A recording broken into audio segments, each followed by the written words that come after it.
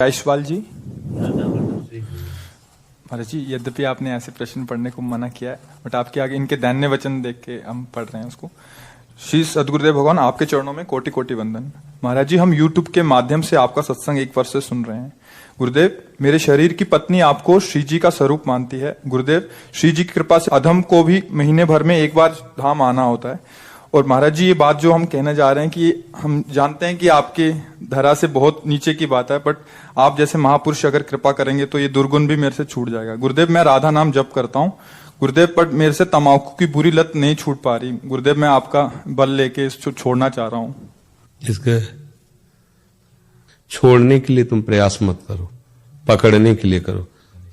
तम्बाकू क्या चीज है यार, शरीर छूट जाएगा तो भी गम नहीं होगी। थोड़ा पहले क्या होता है, हम लोग क्या करते हैं कि पीछे वाले छोड़ने में सारी ऊर्जा लगाते हैं, नहीं छूट पाएगा।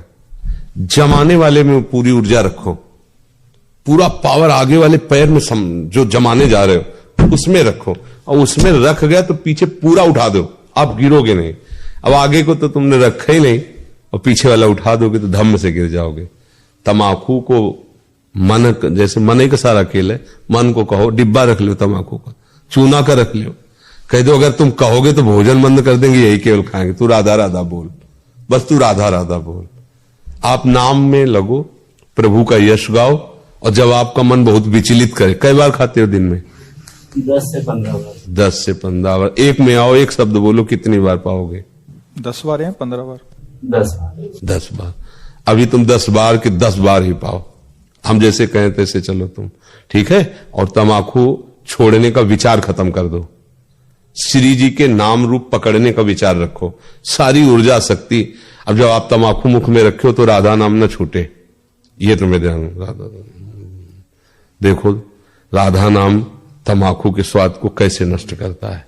राधा राधा राधा राधा। फिर जब 1 महीने बाद आओगे तब फिर इसको कम करेंगे तुमसे मिलके, कि 2 बार केवल छोड़ दो, 8 बार रह जाए। फिर अगली बार जब आओगे तो 2 बार और छोड़ दो, 6 बार रह जाए। फिर एक दिन तुम ही, हमें कहना नहीं पड़ेगा कि तुम छोड़ दो, तुम छोड़ दोगे पक्का, और तुम्हें कोई तकलीफ नहीं होगी। बस आप इस बात को स्वीकार कर लें, आज से 10 बार, 11वीं बार नहीं। और खास करके उस समय जब तम्बाकू खा रहे हो, उस समय नाम जरूर जपना है, राधा राधा राधा राधा। आसक्ति का नाश हो जाएगा। ये आसक्ति क्या है? ब्रह्मादिक के भोग शब्द विषम लागत। हमें छोड़ने में ज्यादा ऊर्जा शक्ति नहीं खर्चा करनी, इस रहस्य को समझो।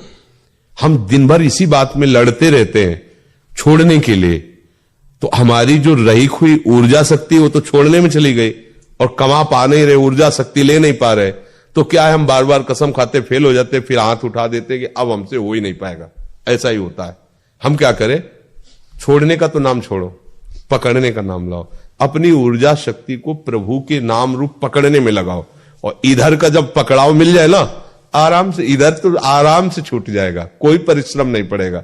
हम लोग अगर इधर पकड़ेंगे नहीं ना और इधर छोड़ने की सोचेंगे तो मन बुद्धि हमें छोड़ने नहीं देंगे कोई भी। अब वो एक कृष्ण शरणम में रहते हैं, डिब्बी के डिब्बी सिगरेट, डिब्बी का डिब्बी सिगरेट, और उनके माता और वो मंत्र लिए, तो पिताजी के लिए फिर प्रार्थना की कि हम ये नहीं करें कि दीक्षा दे दो, पर ये सिगरेट का कितनी पीते हो?